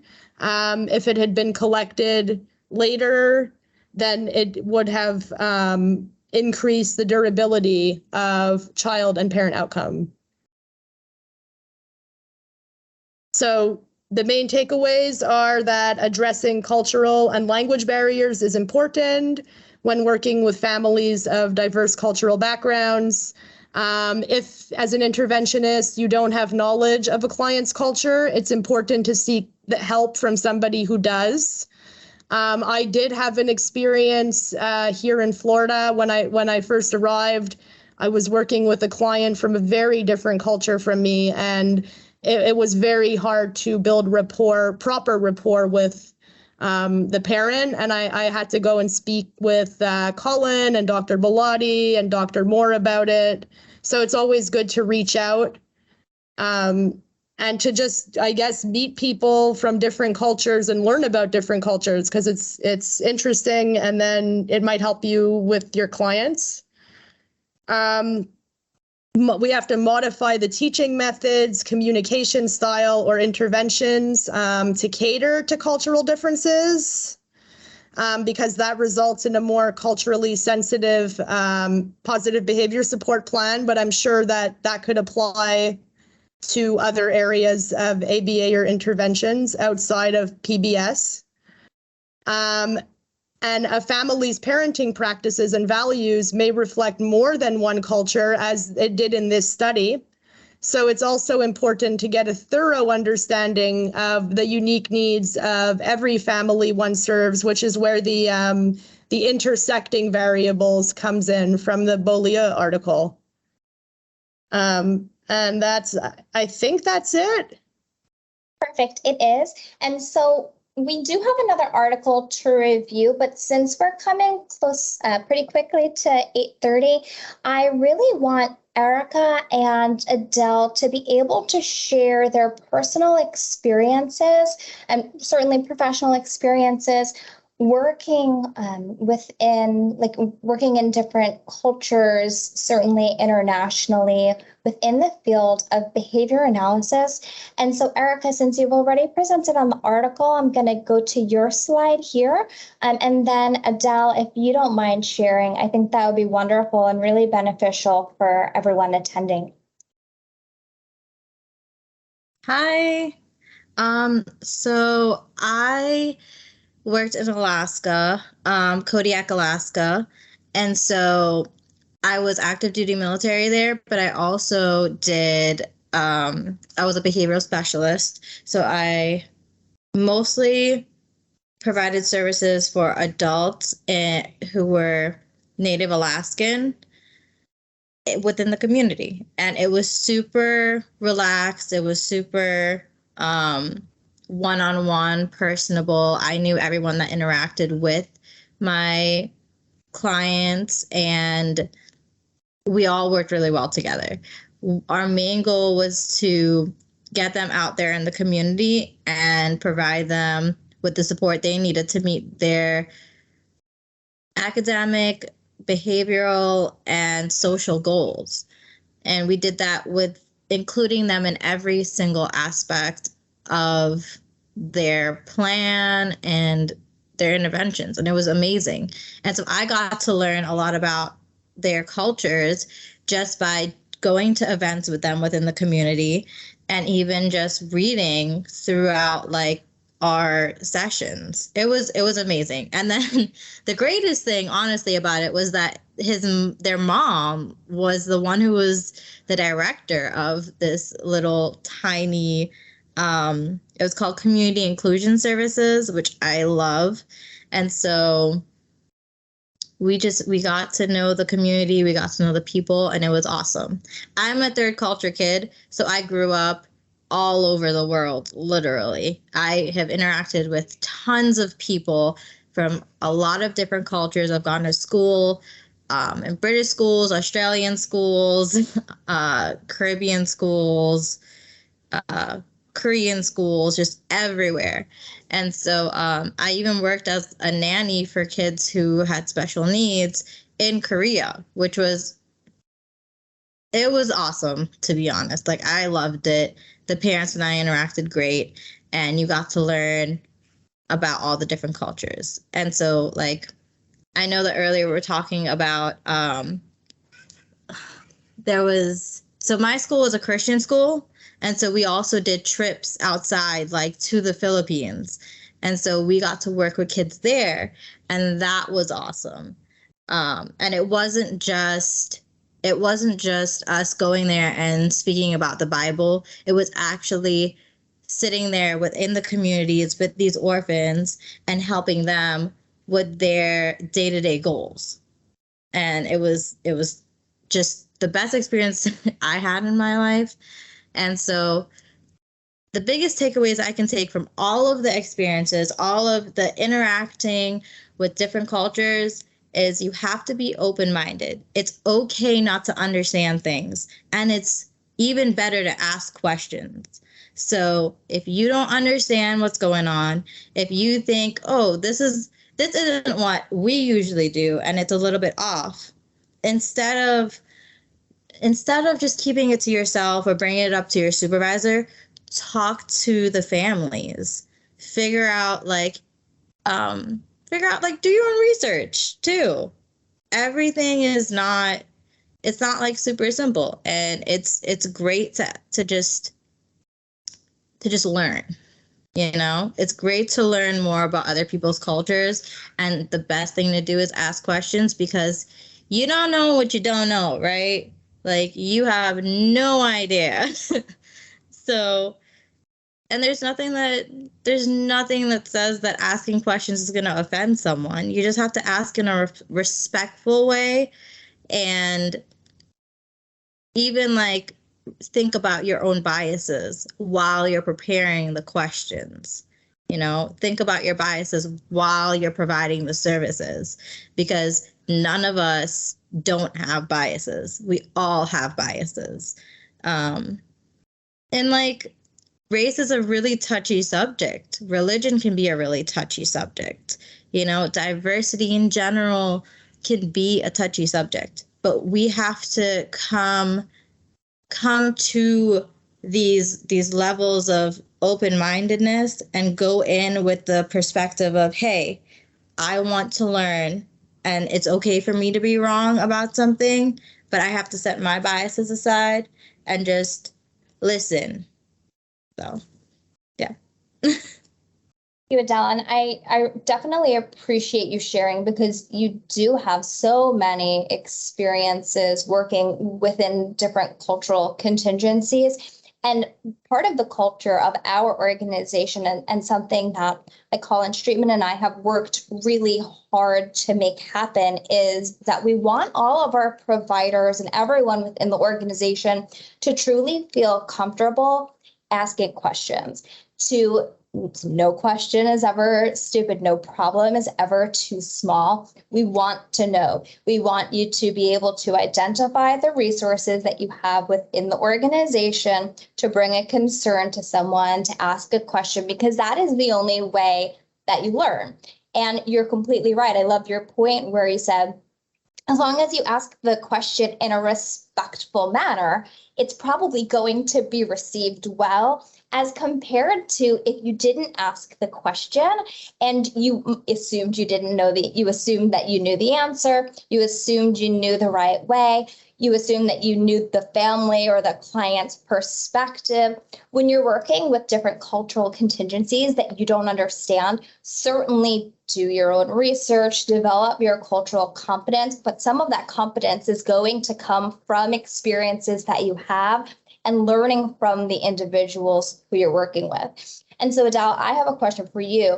So how would you frame or phrase a question to a family if you are unsure what their cultural value is, and you're really looking at modifying programming or learning a bit more about where they're coming from? What are some ways that you have phrased those? That's a really great question. It comes really easy for me, but I know it can be hard for other people. I straight up just say, hey, this is something that I don't understand, but I want to know more about it.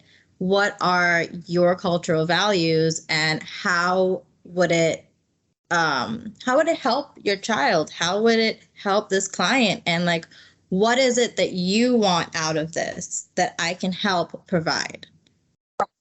And I appreciate that, because that's what I've found with families as well. And what we read in some of the articles too, is that with cultural competence, we're starting with a self-assessment, a self-analysis, where we are at the point where we can say, hey, I don't know this, so can you help me? I really want to help you. And I worked with Erica too about like approaching parent training situations, and how do we approach trying to get information from a family member who might be a little hesitant or uncomfortable. How do we phrase our wording when communicating with them to make sure that our vocal verbal behavior is received the way that we want it to be? And part of that is asking them and telling them, I really want to help. That's my job. I want to help your child. I want to help your family, the whole unit, right? So help me to be more effective in my job by giving me this guidance, and typically that'll be received pretty well. I agree. Thank you, Adele. Does anyone have any questions for Adele? Hi, Adele. I just wanted to compliment you by just to say that it's amazing how you gotten to meet so many people from all over, and you developed so much confidence because of it, in terms of working with different cultures and how you just handle situations. It's amazing. Thank you so much, Michelle. And if anyone does have any questions culturally that you're just this is a little confuffling, I would be totally down to work it out with you. We can talk about it, and I can help you figure out the answers, or even if you don't know how to approach families, just email me, text me, message me in Teams. Thank you, Adele. And I appreciate you, because you reached out to me directly and said, I have these areas of expertise in international ABA and these connections and everything. And working as an RBT, relatively new to the organization, to take that initiative and to advocate for yourself and for the organization, and just kind of say these are some of my strengths. How can I help out? Just wonderful. So I really appreciate you. And I think there's a hand raised. Jackie, do you have your hand raised? Yeah, it's me. So this is for Adele and Erica and anybody who is a bilingual, trilingual speaker, right? Is there any research to say that when you're teaching new language to children who don't have language, but they come from a multicultural, a bilingual family, should you be teaching English and Spanish at the same time? Should you be teaching English and Korean at the same time? Or should you teach in a primary language and then in a secondary language? Is my question making sense? Yeah, well, I come from Quebec, and in Quebec we have French, English, and bilingual, and typically they teach both languages at the same time. But I think it really depends on the client. I know there's new research showing that teaching multiple languages actually increases flexibility. But I think you would have to, I think personally, you would have to see on a case-by-case basis. Mm-hmm. For me, I learned Hebrew and French and English, and I was exposed to all three. But then it became too difficult by the time I reached grade 4, and so I had to switch to a different school that only had French and English, and not Hebrew. So, but I think it helps sometimes, because you know, like obviously language and culture are basically each other, like they're super highly related. And I think it probably did help me gain some flexibility and perspective on also that like there are different cultures, and in different cultures there are different words that are used. And then that brings about a different perspective. But I think it depends on the case. Okay, cool. Thank you, Erica. And I see Leticia mentioned the research I've read said it doesn't affect them unless they have another language learning barrier. And then Michelle, I see that your hand is raised. Yeah, I was just gonna say from like what I mentioned earlier about how how much I wish that I learned my own family's language, like primary language back in the day was with Russian and stuff, and how like I didn't get to learn that early on because, as I've mentioned in the forum that we've had that in which that doctors even told like my therapist that I've had at the time that I shouldn't be learning my family's primary language at that time because of the fact that my brain's developing with English, because at that time with having a lot of communication issues back then. And so like Erica's point about how it increases flexibility and everything, it just, you know, that's where it kind of like mind boggles me a bit and everything. And that's where nowadays, like I try to catch up, like learning my own family's language now. And even like for me, like in high school, learning a little bit of Spanish. So that way I would be able to interact with those who do speak, communicate in Spanish.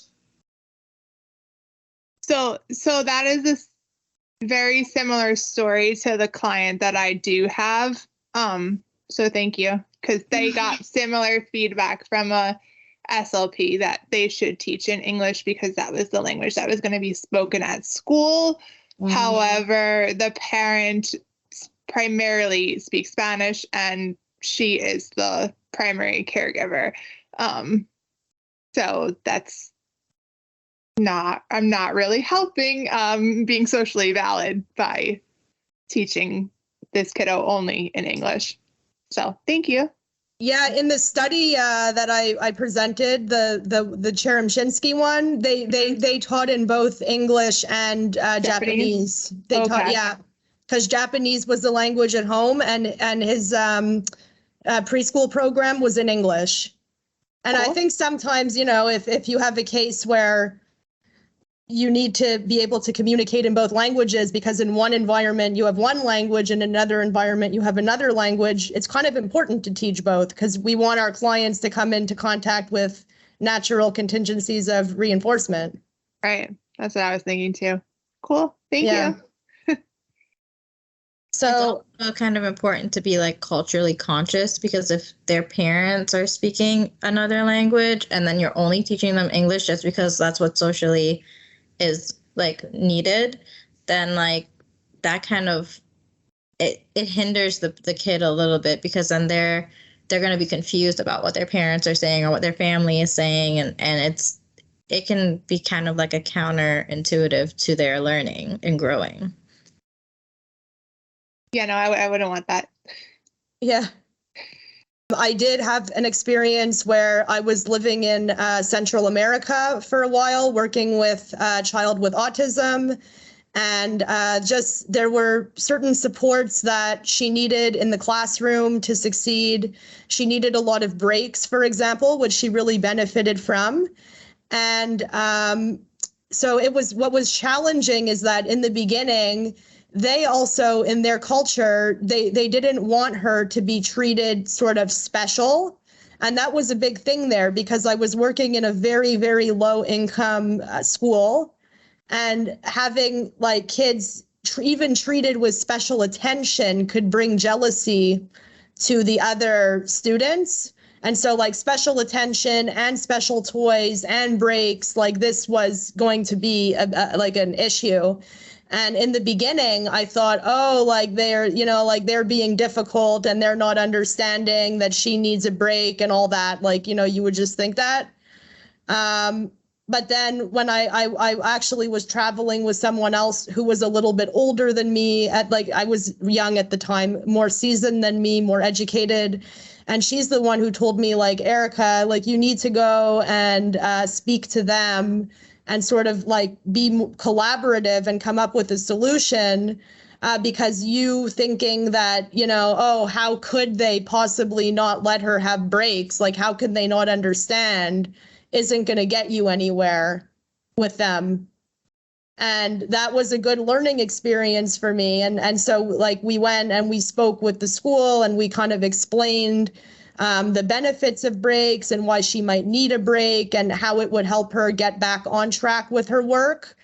And we came up with a solution where, because she loved to draw, so we discreetly would allow her time at her desk, like the other kids, to like draw.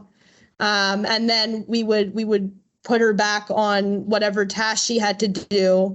And this was a way of giving her a break that was culturally acceptable and worked within that environment. Because we also don't, if she's not able to also even go outside for a break in my absence, like let's say they don't have enough resources and people to supervise, then it's also no good because it's not something that she can go and do independently or that is accepted where she is. So we wouldn't want to teach the behavior of asking her to like excuse herself from the room.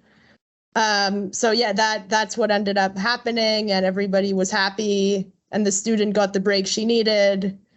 And yeah, so that's just another experience that I had where I had to put my own biases aside and talk to people in a collaborative manner.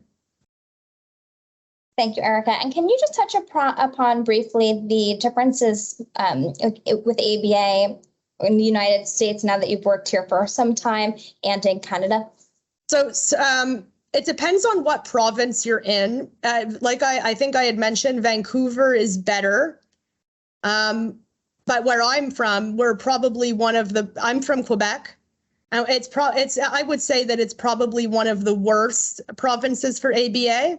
And interestingly, one of the reasons for that is because the exam doesn't exist in French. Not all the terminology exists in French. And so people don't get, there are certified people in the province, but it's not as popular because they're so dominating about French, which is like so ridiculous. That's a whole other thing. But so the supervision caliber that I was receiving was nothing compared to what I'm getting here. Both in terms of quality and quantity. So the quantity was like 5% per month, pretty much, and it wasn't much more. And then in terms of the quality, like there was really no regulation on what activities counted. So I would, I was upset because I would like cut stuff out and glue it, and they want me to log that. And to some degree, if you're making a token board, I think it's fine that that's embedded within the activity and you log it. But if you're sitting there for hours cutting and gluing material, that's not making me into a better behavior analyst. And I was so mad, I didn't even log those hours. I said that I'd throw them out because I didn't learn anything like that, and that doesn't make any sense. And in terms of, because it's not covered by insurance, so everything, in Quebec, the government provides a select number of people, of children, service if they're lucky enough to get on a waiting list early enough and get it for free. But the thing is, here's the problem. It ends on their 5th birthday. The service ends immediately because then school takes over. And if, let's say, for example, you get a diagnosis and by the time you actually get eligible and you're 3, and then you're on a waiting list for 1.5 years. So by the time you get service, you're 4.5, half a year of service and you're done because you're 5. You're 5 years old. And now it's out of pocket. So the government doesn't provide any ABA after the age of 5 years old. But then obviously you can't necessarily afford it out of pocket. And then there are issues where like people will remortgage their home to like get ABA, and then they're getting not very good quality ABA. And I had a problem with that too, of just, because what they'll do is they'll cut corners by not providing proper supervision. So like it's cheaper for them to just have the RBT, and you don't even, in Canada, you don't even need to, I wasn't in RBT, you don't need to be an RBT. And that further feeds into how it's unregulated, because like technically the interventionist could not know any better and not be answerable to the board. So then they don't bother to give the proper supervision. So that's in my province, that's kind of what's happening, and it's and that's why I left. And compared to here, where I'm getting, so it was 5% per month, I'm getting anywhere between 15 and 20% here supervised per month, proper higher level hours that actually benefit me for the exam. Like before I came here, I wasn't even reviewing within supervision, like level, trend, and variability.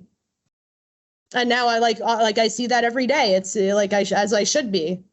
Or different ethical issues. I can come to Dr. Bellotti or Dr. Moore or Colin and talk about it, which is really beneficial. So if any of you are doing supervision and you want to learn, I highly recommend visiting the corporate office because you can get a lot of support and guidance there. And they also have a lot, if you need higher level hours, there's a lot of things that they can give you to do that can help the company and help you get your hours. And it's a good review for the exam. So I recommend that too. Yeah. Thank you for sharing, Erica. And I see that Michelle has her hand raised. Yes, Michelle. So it's funny you mentioned about like with your school district, and I think about with here because, and I found this quite shocking too, that it's not that much far different than with Canada in terms of like, for those here that want to be like, what they call it here, especially in my school district that I work with full time, is that they call them behavior technicians. They don't need to have, for them, they don't need to have an ABA certification to work with the population that we work with. Right. I was a behavior technician.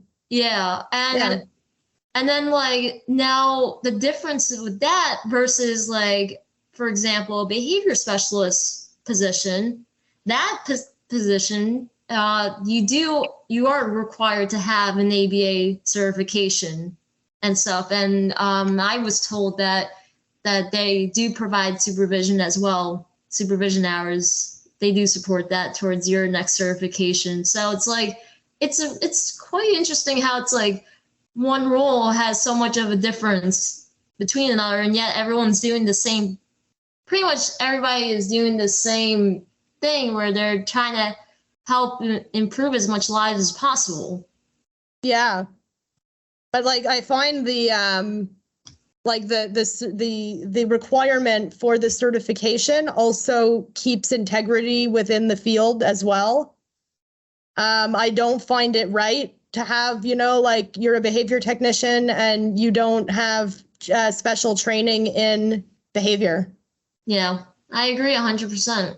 I really do. But they do it to cut corners, in terms of financing.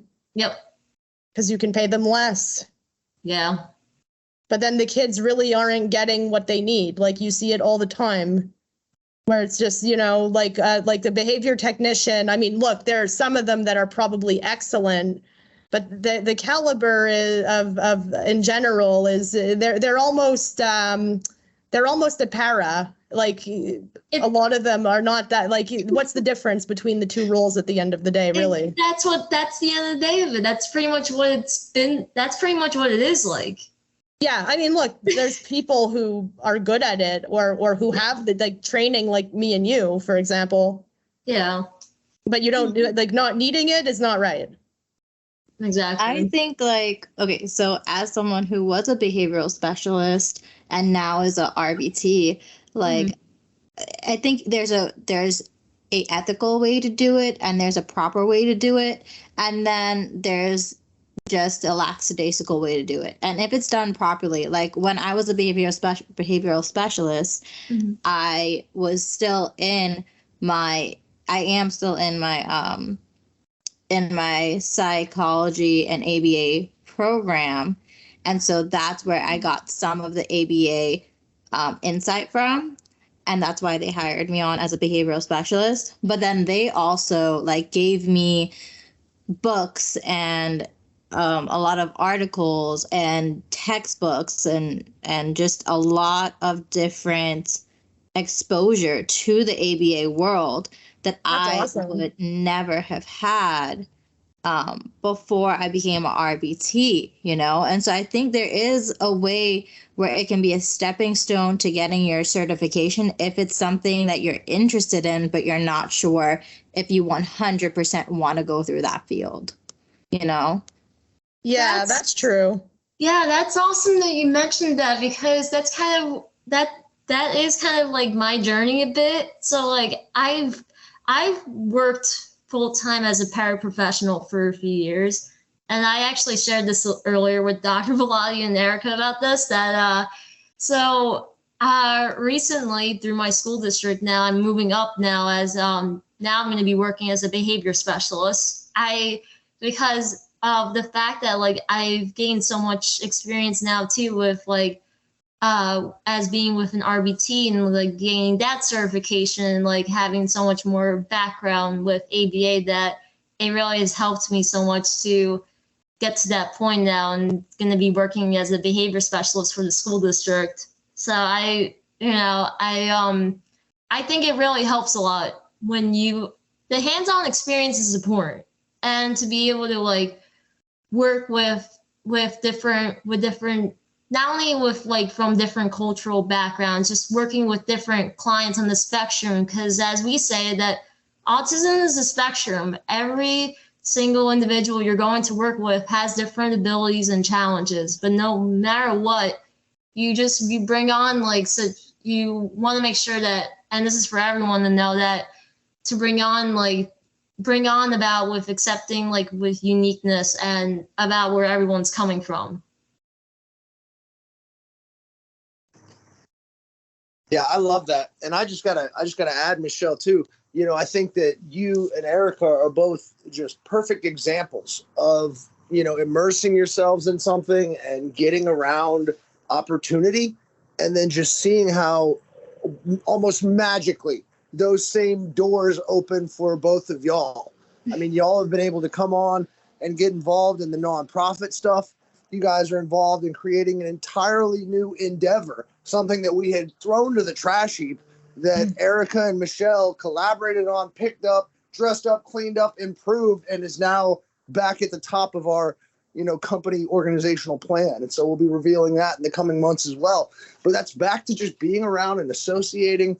The supervision opportunities, yes, it's for your future development, but isn't it amazing how when you start to invest in yourself, everything seems to just accelerate, and all these opportunities that seem further down the line, next thing you know, they're right there. They're not that far away. Yeah, true. Yep, absolutely. And we collaborated on it during the hurricane. We're just people are we're both stuck in our house. Let's chat and let's get this thing going. I remember with that. You guys too, there's all this talk. Everybody wants to talk about learning how to say no and when to say no. All you all ever do is say yes. Yes. Now, I mean, look at what the opportunities that open up. It's an exponential, things build upon. And so, you're both shining examples of how to just accelerate your own personal and professional growth. I encourage that for everyone too. Certainly everyone who's attending, who's in participation and here in this training, but also across the organization, to advocate for areas that you want to be involved in within the company. Advocate for your own learning, your growth, your supervision, your professional development. And that's why I went over so many of the different programs that we have that are related to diversity and training, because it's so important that while you're here and you're learning, to make sure that you take advantage of so many resources that we do have. And same how I said about Adele, taking the initiative to say, hey, I have a strength here, I have an interest, how can we work together to kind of make something happen and develop a program, similarly to how Michelle and Erica really jumped on the project that they're talking about. So I appreciate everyone attending the training, participating, learning, and really working towards becoming more culturally competent, right? And so if you have any questions for me, Michelle, Erica, Colin, Adele, anyone here, certainly send them our way. We're happy to continue the conversation. There was an article that we hadn't gone over, so we'll save that for Journal Club or a future training. But I thought it was more important for you guys to be able to learn from the experiences of Adele and Erica and open up more discussion time. I hope everyone has a wonderful evening, and we will all be connecting soon. Have a great night, everyone. Thank you. The sign-out code for this presentation is 1349.